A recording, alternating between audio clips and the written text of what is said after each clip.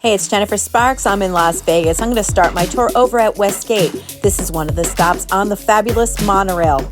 You can purchase your monorail tickets online for a discount, in person, or at the kiosk. The monorail is located on the east side of the Strip, and it is a very affordable and convenient way to see all of Las Vegas. I had rented a day pass. It's 24 hours, and I spent several hours on the monorail just filming. I had like 40 minutes of video, and I'm going to be showing you 11 minutes of my favorite scenes. The monorail is a great way to get up close and personable with the Sphere and the High Roller. The High Roller is located in the Link Promenade and is a must-see if you're new to Las Vegas. If you're new to my channel, welcome. My name is Jennifer Sparks, and I love to travel and I love to talk about it. I love to share with people my experiences to help other people make better decisions about their upcoming trip. If you are going to Las Vegas, especially if you know nothing about it, now is a good time to hit that subscribe button. I will show you a lot of different resorts and things to do in the beautiful city of Las Vegas. Here is MGM's Signature and also MGM Pool. It was open. It was just past 6 o'clock. The pool's closed very early in Las Vegas. I was here visiting when they had their cyber attack. That was very, very interesting. I have some videos of my walk around there while the cyber attack was going on. It still currently is, and hopefully that will be cleared up very soon. Here's a look at MGM Grand from the monorail. With its cutting-edge automatic control system, this video was filmed September 12, 2023. It is sunset, and that is a fabulous time to ride the monorail. Beautiful views.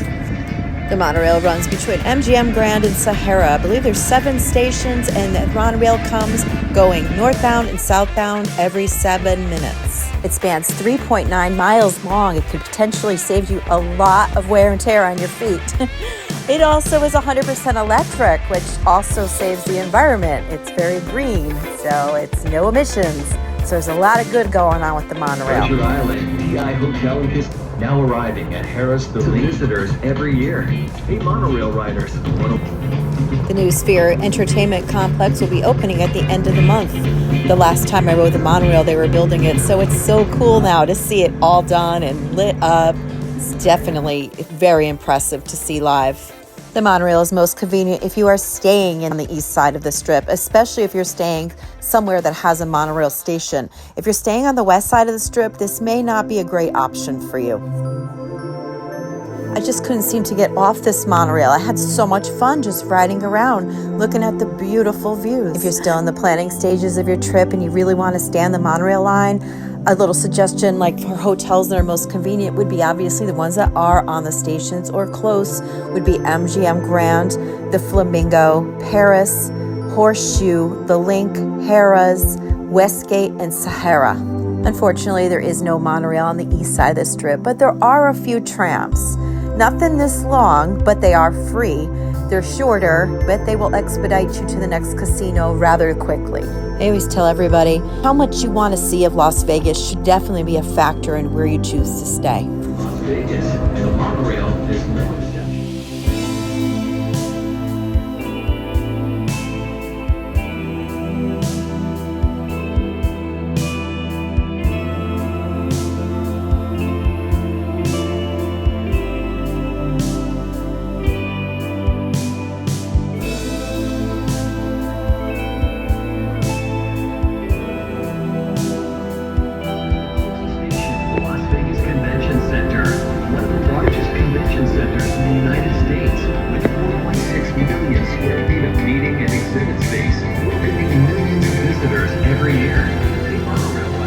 I'm going to be showing you the inside of the monorail in a little bit.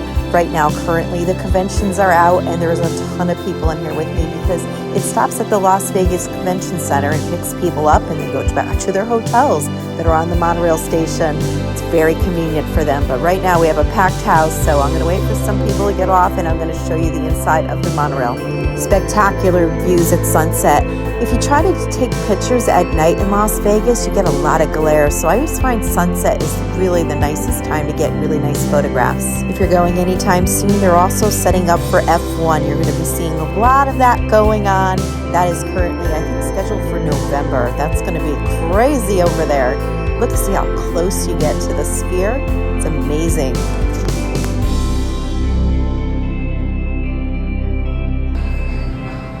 Okay, it's the next morning. We're going to try this again. We're going to see the inside of the vehicle now. I'm riding it all alone. See how it's nice and big, spaced out. There's some seating and there's also poles to hang on to. I'm not sure if they have anybody designated to help you on or off, but they do have room for wheelchairs or scooters. The monorail is not 24 hours. It opens at 7 a.m. every day and the close times vary. It is open later on the weekends. If you're coming here for a convention, you can see some of the hotels that are around the Las Vegas Convention Station.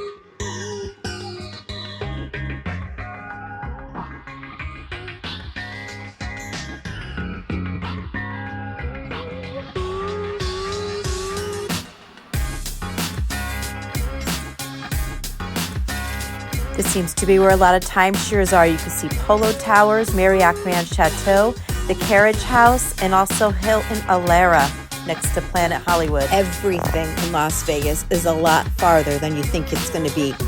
The shoes that you bring and wear should be the most comfortable ones that you have. Even to get to these monorails, you literally have to walk through a whole resort to get to them. They're at the back of the resorts. If you want to know more about the monorail and the stations, I previously made a video about all of that. I will link that at the end of this video. Just click on the video, the little box at the end. It'll take you right into my previous video where I go into more detail about where all the stations are. We're on the north side of the strip now. This is like a golf course. I think it might be part of Wynn. In the background, you can see Resorts World, Stratosphere. Over there, that right in the middle, that's the Las Vegas Marriott. I spent a Saturday night there on this trip. I will be making a full video about that and the surrounding area. I personally have and use and recommend the Marriott Bonvoy credit card. I was there and looking for a room Labor Day weekend and the rates were insane. But because I have the Bonvoy credit card, I had points, so I was able to get a comp room there for free. Other ways you could get around them, you could always rent a car. But bear in mind, most places charge you to park there. So you have the price of the car, plus you have the price of the parking. There's Ubers and taxis. Ubers and Lyfts run a little bit cheaper than taxis, but taxis are just readily available and more convenient. So it all boils down to how fast you want something and how long you want to wait. There's also buses, but a lot of the joy about Las Vegas is walking. Pack light, wear good shoes, and have a really good time. The monorail is pretty smooth. You know, it's a little bumpy. If you're trying to get videos like this for yourself, my best advice is to hold your camera with both hands against the glass. I know it looks a little weird. You have to get over that people are staring at you, wondering what you're doing. But if you just try to hold it in your hand and not press it against the glass, it's going to be a lot bumpier. That is also why I had to take out some of the audio, because a lot of times there was people talking around me, but other times too there was a little clanking of my camera hitting the glass. The things you do to get good videos, I swear. This video, like I said earlier, was originally about 40 minutes long, but I was able to cut it down to under 12. I get asked a lot, what's the best time to come to Las Vegas? And I don't know, you tell me. I'm still trying to figure that out. When do you enjoy going to Las Vegas? Let me know in the comments below. I arrived at the end of August, and it was actually a good time to go. It wasn't too crowded. There was a lot of availability. The rates were really cheap.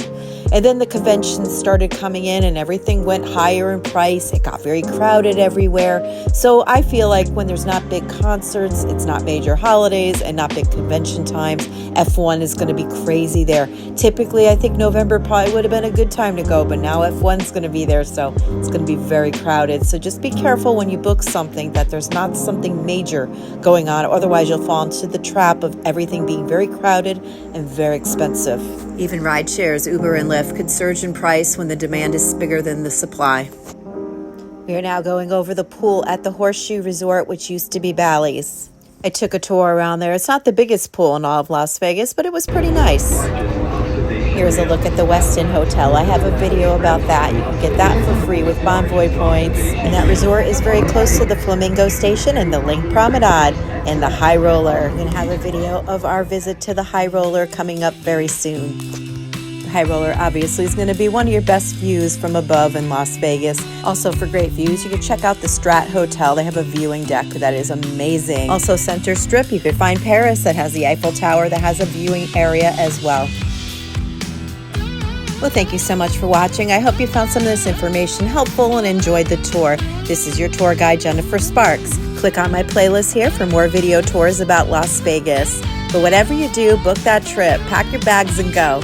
Be well to yourself, be kind to others, safe travels to you, and good luck in the casinos.